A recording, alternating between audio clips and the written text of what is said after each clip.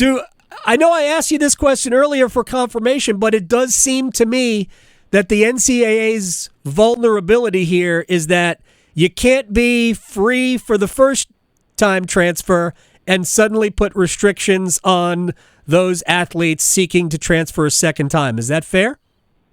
Yeah, I think that's definitely fair, but I would go a little bit further and say that why should there be any limitation on a college student being able to transfer and then play what is ostensibly an extracurricular sport at the school he transfers to? And, one of the interesting things in all of this was that when Sports Illustrated, took a shot at Coach Brown, saying, well, all the coaches want to limit transfer portals.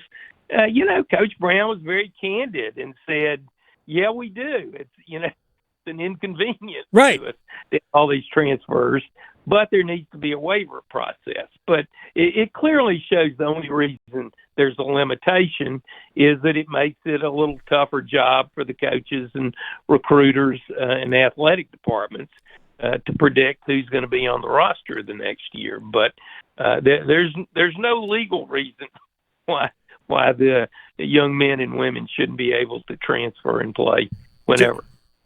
Judge Bob Orr is joining us here. I don't know. I probably do people around town call you Judge Bob Orr, or they just call you Bob Orr? I've been called a variety of things over the years.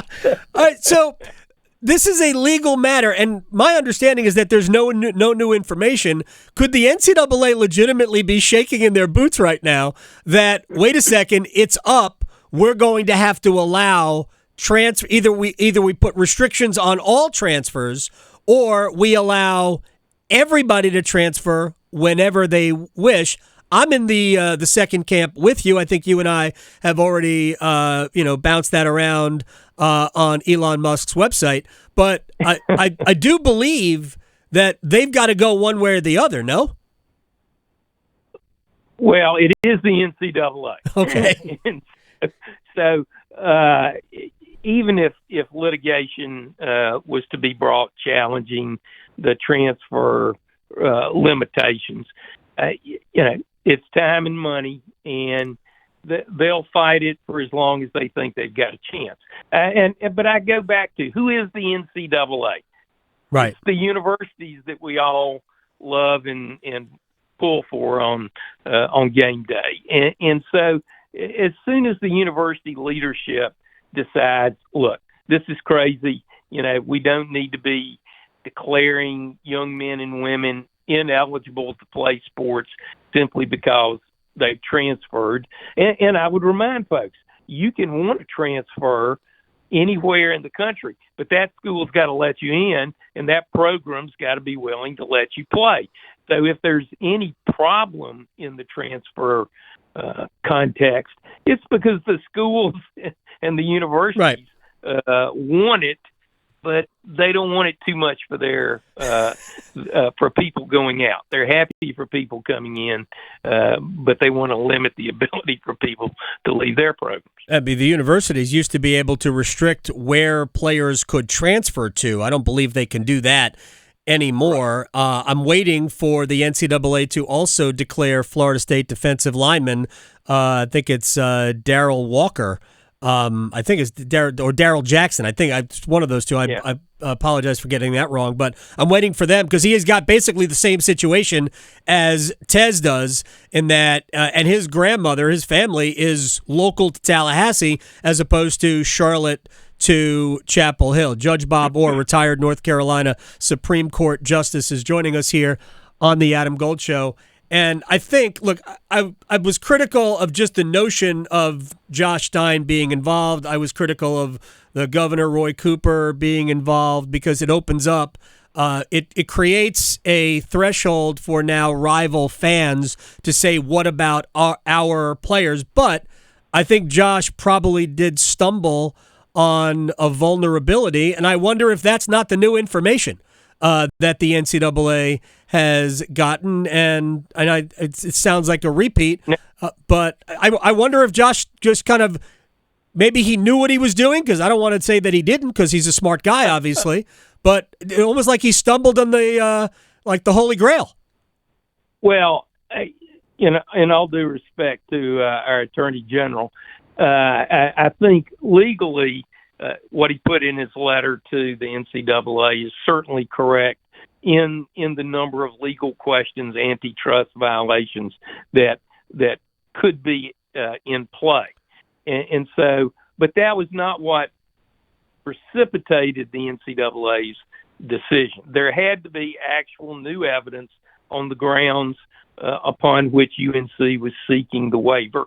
And all of my information is that there was, in fact, new evidence presented that perhaps was more tailored to the guidelines and standards, which were pretty general and pretty punitive, frankly. Mm-hmm. But there had to be an avenue for the NCAA to make this decision, and the new evidence avenue is the only one that I'm aware of that was left after all of the appeals had been exhausted.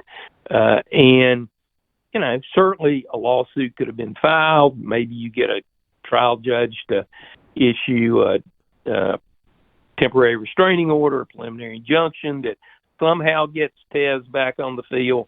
But that's a Hail Mary. Right. Whereas the new evidence path, and this would be true for the athlete at Florida State. Right. If the appeals have run, they need to get new evidence and submit it on that grounds. But I think this was clearly a case that once new information was provided to the NCAA compliance staff, it was like, okay, right. Let's make this go away. It does bring up the statements, and there were too many statements issued by people yesterday. The Chancellor, Kevin Guskiewicz, statement kind of contradicts, because he alludes to information that they just received, but that was not in the statements of Mack Brown or Bubba Cunningham. At least in Bubba Cunningham's statement, it might have been, but you almost had to read between the lines to figure out where it was.